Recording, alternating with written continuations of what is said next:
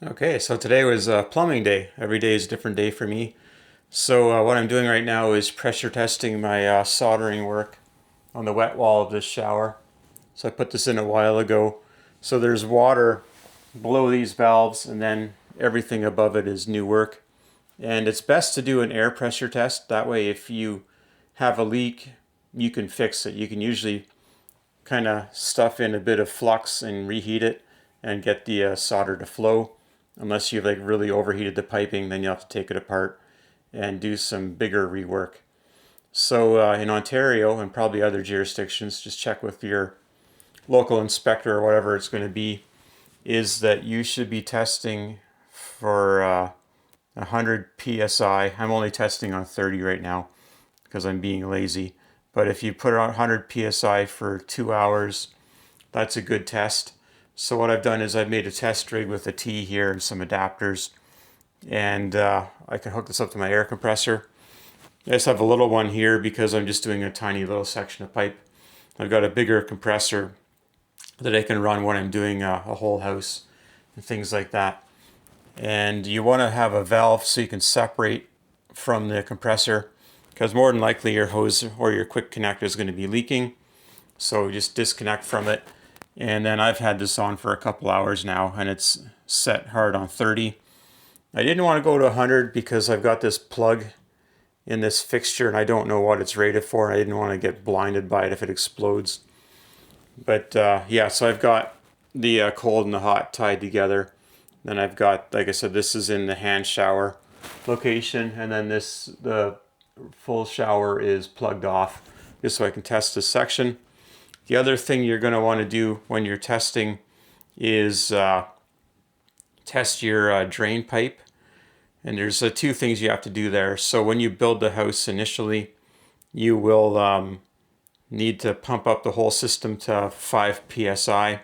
Some building inspectors might allow you to flood the system with water. You put a plug in the bottom clean out wherever it leaves your house and fill up the system there.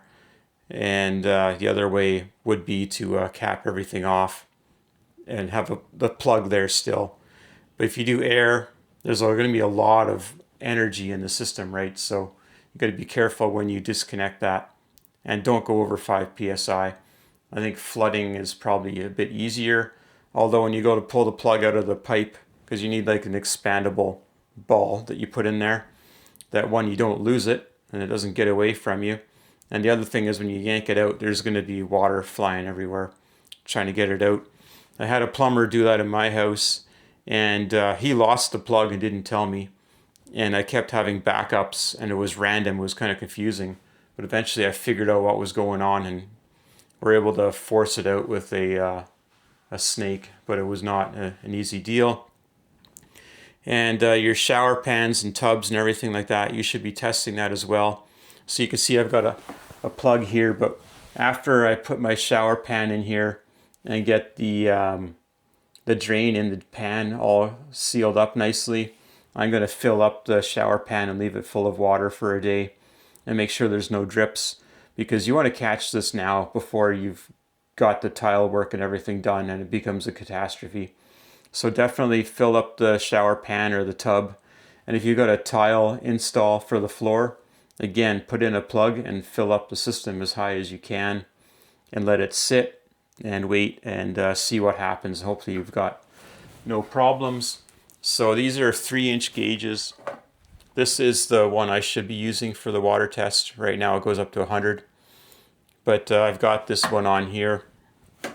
And so the 30 psi gauge is good if you're doing natural gas or propane lines. So you, again, check with your authority having jurisdiction. But with in Canada, it's the B149.1. And for low pressure systems, you're going to test at 15 psi for about an hour. And again, I actually do a 24-hour test. I think an hour is a bit short. But again, if you're going to be doing gas work, you should buy a copy of the B149.1 anyway, and you're going to be licensed and what have you. But it's a good practice to do an extra long test, because you're going to be one of the first trades that's in there before finishing work, and you don't want there to be follow-up work where they have to rip up the finishing to fix any leaks. So get that done in advance. And if you're doing a big system, you might need to use your gas bottles. You can use like nitrogen or CO2. You can use regulators to connect onto here as an option, or you might have a big air compressor that you might use as well. And if it's been in service, again, you need to purge it with your CO2 or your nitrogen to blow out all the natural gas before you start doing any significant work on the system. So keep that in mind. So I've passed my test. Now I'm going to carefully let the pressure out.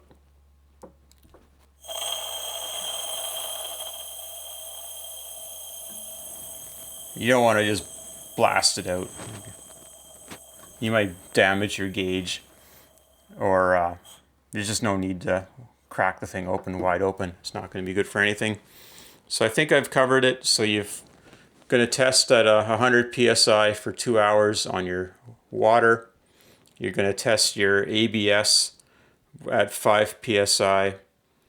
And just quickly check on my computer how long that's supposed to be. It's not as long of a test, actually.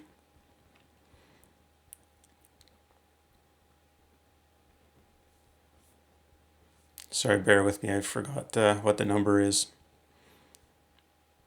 Yeah, it's just 15 minutes at 5 psi. It's not too long. But usually it's done for much longer than that. You'll see the plumber will get everything done, and you'll have like a threaded ABS to pipe thread fitting so that you can connect into it with your compressor. They'll leave it on overnight and come back the next day and see where they're at, if they're at 5 psi or not. Just to make sure there's no callbacks there, because the trim guy might spike the ABS and stuff like that. So you want to know that you've gone and tested it correctly and it's going to pass. And then if someone goes and spikes your line, they're going to be responsible for that, because you know you passed the test. There's no ifs, ands, or buts about it being correct when the plumber left the site.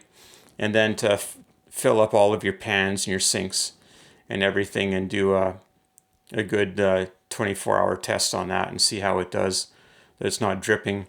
Because like where you seal this can be kind of tricky.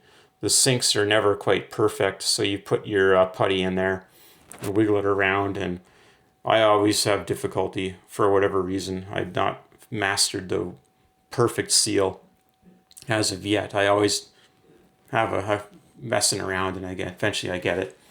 So I'm curious how people do that so that they get it right the first time.